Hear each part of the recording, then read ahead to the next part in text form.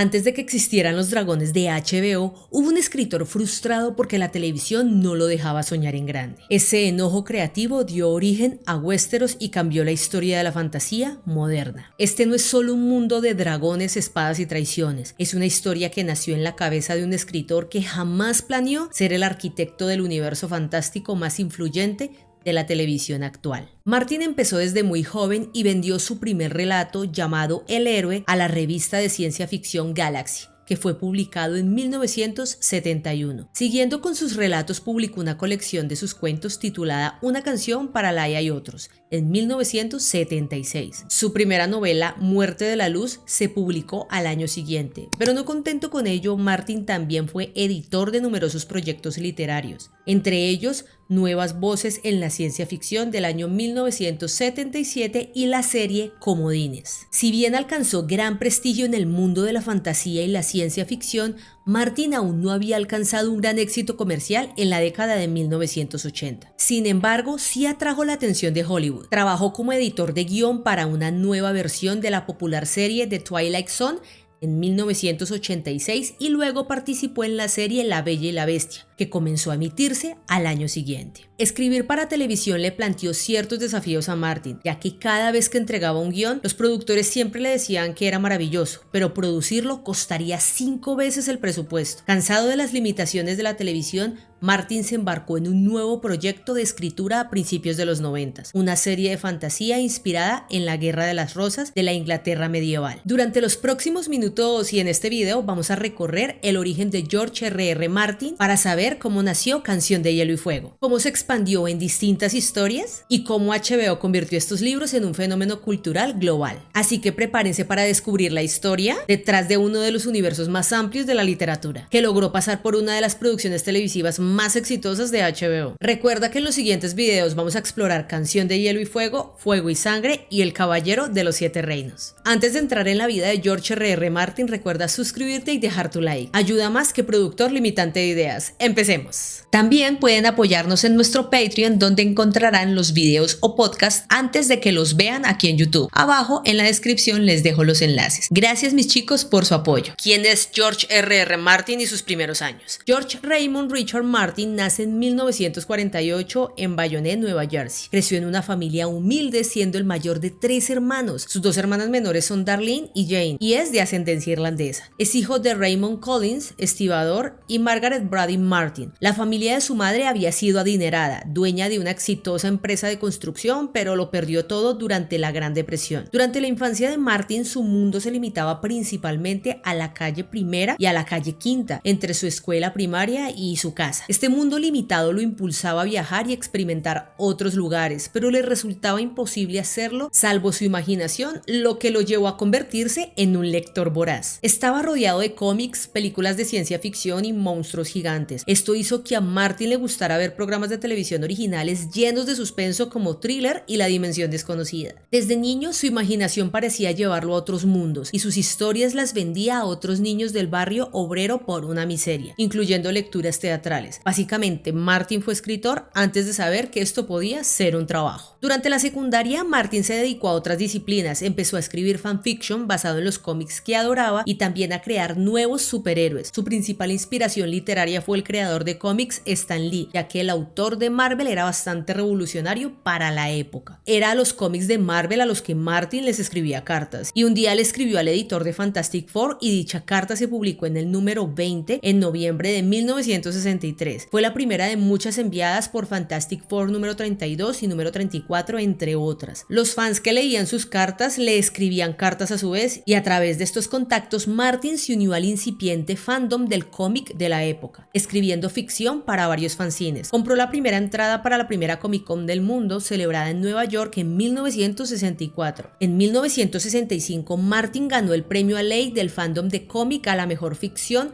de fan por su historia de superhéroes en prosa Power Man vs. The Blue Barrier. Stan Lee estaba haciendo un gran trabajo mostrando a unos personajes que cambiaban constantemente, pero hasta entonces el cómic dominante era DC al ser muy circular. Batman y Superman vivían una aventura y al final terminaban exactamente donde estaban y el siguiente número seguía el mismo patrón. Todos se llevaban bien y era muy agradable. Pero con los números de Marvel ocurrían cosas distintas e importantes porque la alineación de los Vengadores cambiaba constantemente. La gente renunciaba, se peleaban, etc., dejando ver a Martin todo un concepto de caracterización en los cómics y el conflicto con toques de grises en algunos personajes. La atención de este tipo de personajes grises tendrá mucho que ver en las historias exitosas de Martin, así que no lo olviden porque más adelante tendrá más sentido y les hablaré de ello. En la escuela secundaria católica para varones marista, Martin jugó en el equipo de ajedrez y colaboró con el periódico escolar. Tras graduarse en 1966, Martin asistió a la Universidad Northwestern, donde continuó cultivando su pasión por la escritura. Obtuvo su licenciatura en periodismo en 1970 y una maestría en la misma materia al año siguiente. Martin comenzó a vender relatos de ciencia ficción profesionalmente en 1970 a los 21 años y su primera venta fue The Hero, vendida a la revista Galaxy y publicada en febrero de 1971. Pronto le siguieron otras ventas. Su primer relato nominado al premio Hugo y al premio Nebula fue With Morning Comes Mitzvah, publicado en 1973 en la revista Analog. En 1975, su relato For a Single Yesterday, sobre un viajero en el tiempo posapocalíptico, fue seleccionado para su inclusión en Epoch, una antología de ciencia ficción editada por Roger Ilwood y Robert Silverberg. Su primera novela, Die of the Light, se completó en 1976, justo antes de mudarse a Dubuque, y se publicó en 1977. Los cuentos que pudo vender a sus 20 años le dieron algunas ganancias, pero no lo suficiente para pagar sus cuentas, lo que le impidió convertirse en el escritor a tiempo completo que deseaba ser. La necesidad de un trabajo fijo surgió simultáneamente con la fiebre del ajedrez estadounidense, que siguió a la victoria de Bobby Fischer en el Campeonato Mundial de Ajedrez en 1972. Las propias habilidades y experiencias de Martin en ajedrez le permitieron ser contratado como director de torneos para la Asociación Continental de Ajedrez, que organizaba dichos torneos los fines de semana. Esto le proporcionó ingresos suficientes y, como los torneos solo se celebraban los sábados y los domingos, le permitió trabajar como escritor 5 días a la semana de 1973 a 1976. Para cuando la fiebre del ajedrez disminuyó y ya no le proporcionaba ingresos, se había consolidado mucho más como escritor. De 1976 a 1978, Martin fue profesor de inglés y periodismo en Clark y se convirtió en escritor residente de la universidad desde 1978 al 79. Aunque disfrutaba de la docencia, la repentina muerte de su amigo y colega escritor Tom Raimi a finales de 1977 lo hizo reevaluar su vida y finalmente decidió dedicarse por completo a la escritura. Ya en 1979 renunció a su trabajo y se mudó a Dubuque, a Santa Fe, Nuevo México, a finales de año. Allí vivió solo durante casi 3 años, un periodo que describió como extremadamente productivo en cuanto a escritura. El camino de Martin por la pantalla chica y sus limitantes. Martin comenzó a escribir híbridos de ciencia ficción y terror a finales de la década de 1970 y las más reconocidas por el propio Martin es As Atkins del año 1979, novela corta que en 1980 ganó el premio Hugo en dicha categoría, Nebula y Locus, y fue nominada al premio Balrog. Es el único relato de Martin hasta la fecha que ha ganado tanto el Hugo como el Nebula. Este cuento corto ha sido adaptado a una película para televisión del año 1995 y en 2021 se anunció que Netflix estaba planeando una película basada en Satkins, pero hasta ahora no se ha anunciado nada nuevo o avances del proyecto. Otra fue la novela corta Nine Flyers del año 1980, cuyos derechos para la pantalla y la televisión fueron adquiridos por Vista en 1984, que produjo una adaptación cinematográfica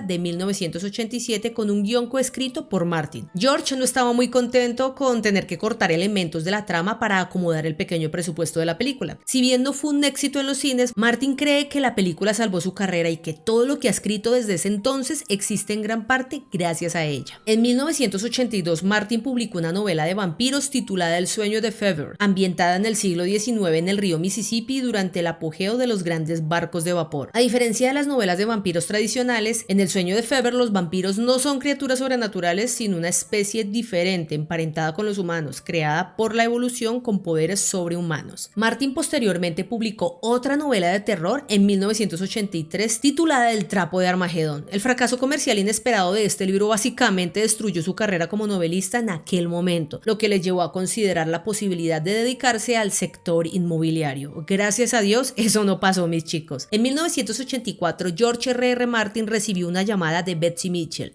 la nueva editora de Vine Books, quien le propuso crear una colección de aventuras de Haviland Tough, un personaje que en sus historias originales de la década de los 70 había pasado de ser un mercader a un ingeniero ecológico.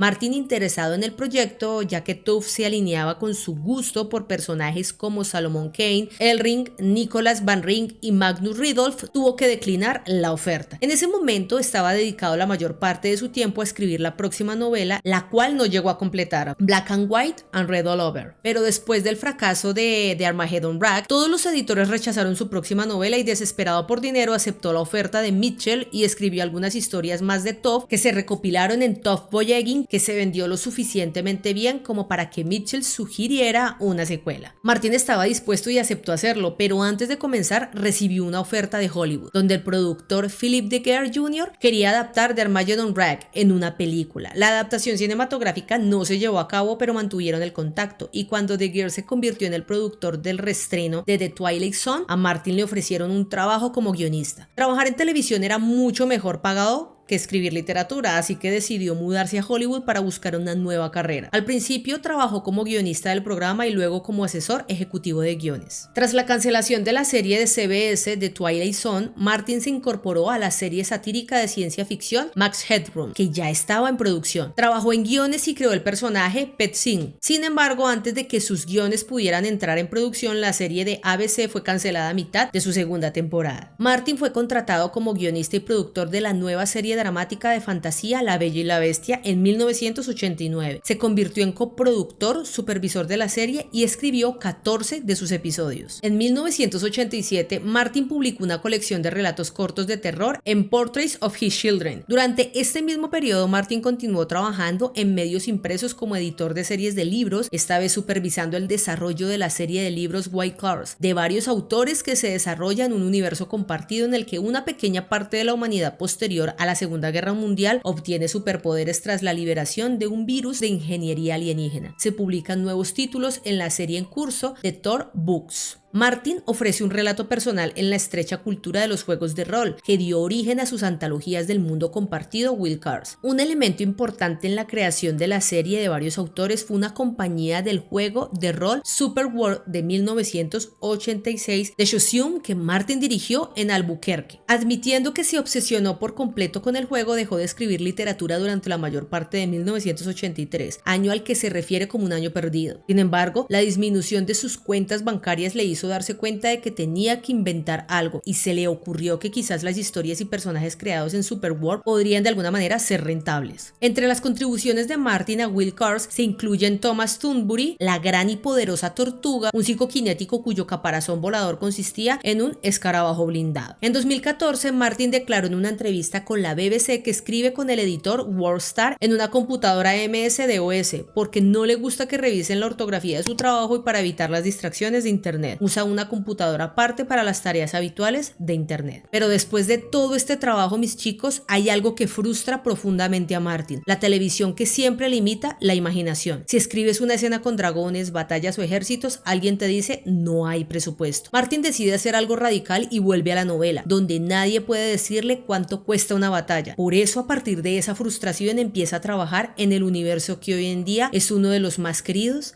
por los fans. Si te interesa saber cómo una idea tan simple terminó creando Westeros, en el siguiente video te contamos cómo nació Canción de Hielo y Fuego y la serie de HBO Game of Thrones. Deja tu like y cuéntanos en comentarios cuándo conociste a George R.R. Martin. Suscríbete y deja activa la campanita para que YouTube te avise cuando suba el próximo video del universo de George R.R. Martin.